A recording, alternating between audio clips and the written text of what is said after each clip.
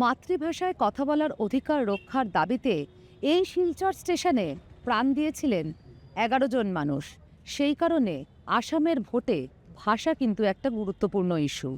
এই বরাক উপত্যকার অধিকাংশ মানুষ কিন্তু বাংলায় কথা বলেন। সেই মানুষরা কি ভাবছেন এবারের ভোট নিয়ে? ২০১১ সেন্সাস বলে বরাক উপত্যকার ৮০%-ও বেশি মানুষ বাংলায় কথা বলেন। অঞ্চলের একাংশ বাঙালির অভিযোগ, বৈষম্যের শিকার হন তারা। একদিকে বলা হচ্ছে যে যে আসো তোমরা এই ভারতবর্ষে এসে তোমরা থাকতে পারো, আবার আরেকদিকে বলা হচ্ছে যে তোমরা ছাড়পোকা ঘুসপেটিয়া। বাংলা বলছি মানে আমি বাংলাদেশি।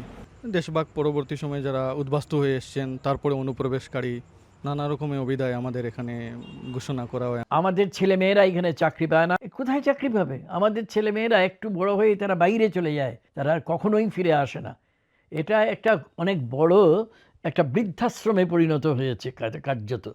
আসাম লিঙ্গুইস্টিক্যালি একটা সেন্সিটিভ স্টেট। বরাকের বাঙালিরা নিজেকে, কংগ্রেস গভর্নমেন্ট থাকুক আর বিজেপির গভর্নমেন্টে থাকুক, নিজেকে বঞ্চিত মনে করে, চাকরির ব্যাপারে বিশেষ করে। তবে ভোটের বাক্সে এই বৈষম্যের প্রভাব পড়বে কি?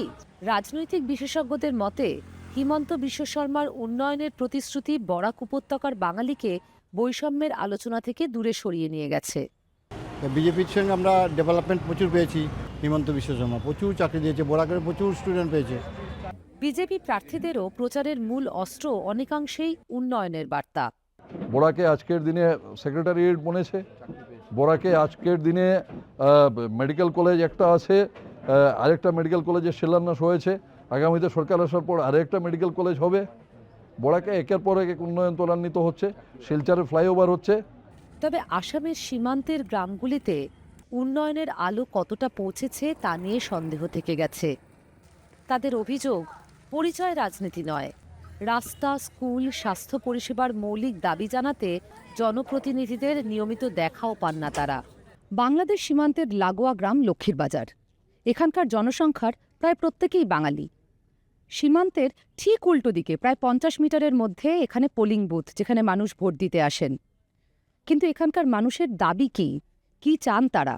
কতটা পেয়েছেন? আইয়া ইলেকশনের আগে কইব এই রাস্তা দিমু, ঘর দিমু, বাড়ি দিমু, সব কিছু দিয়া দিমু, কিন্তু ইলেকশন যাইব ১ সপ্তাহ ১০ দিন পরে রেজাল্ট আইব, আবার পরে এমএলএ তুকাইয়া পাইবে না, ডাক্তার পাইবে না, ইমার্জেন্সি রুমে এইরকমই অবস্থা। এখানেও আমরা কোনো পরিষেবা, জনগণের কোনো পরিষেবা নাই, রাস্তাঘাটের নালা নাই, বাজারেও আইলে রাস্তাঘাটে জাম থাকে সবসময়, মানে রাস্তার জল নামার কোনো রাস্তা নাই। বুট আইলে তারা ইয়া হয় বুট দেও, আমরা উন্নয়ন কর্ম, এটা কর্ম, এটা কর্ম, কিছু করতে চায় না। তবে কেবলমাত্র উন্নয়নের প্রতিশ্রুতি নয়, হিমন্ত বিশ্ব শর্মা এবং তার দল বিজেপির এই বছরের রাজনীতিতে ধর্মীয় বিভাজন বড় ভূমিকা নিচ্ছে বলে মনে করছেন বিশ্লেষকরা।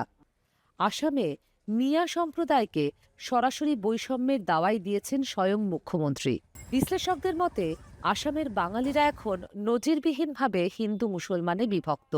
বিজেপির পোলারাইজেশন পলিটিক্সটা বরাকে ইম্প্যাক্ট করে। মুখ্যমন্ত্রী যে ধরনের কথাবার্তা বলছেন আসামে, উনি বলছেন বাংলা বললে আপনি বাংলাদেশি। এনআরসি যখন হয়েছিল, I should not say racial profiling হয়েছিল। বাঙালিকে তার বাঙালিত্ব থেকে শেষ করে দেওয়ারই আয়োজনের জন্যে তাকে হিন্দু তৈরি করা হচ্ছে এবং অতিশয় ঘৃণা মুসলমানদের সম্পর্কে করা হচ্ছে। কিন্তু যারা বাংলা ভাষায় কথা বলেন তারা, তাদের কোনো হিন্দুত্ব বা মুসলমানত্ব নয়। বাঙালির কোনো হিন্দু হয় না, মুসলমান হয় না।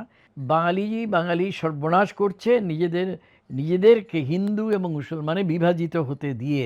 বরাকে বিজেপির বিভাজনের রাজনীতির সঙ্গে সম্মুখ সমরে এবার অঞ্চলের ভাষার লড়াইয়ের ইতিহাস। আগামী ৯ তারিখ ভোট। পরিচয়ের রাজনীতি না উন্নয়ন? কাকে জেতাবে বরাকের বাঙালি? উত্তর পাওয়া যাবে ৪ঠা মে।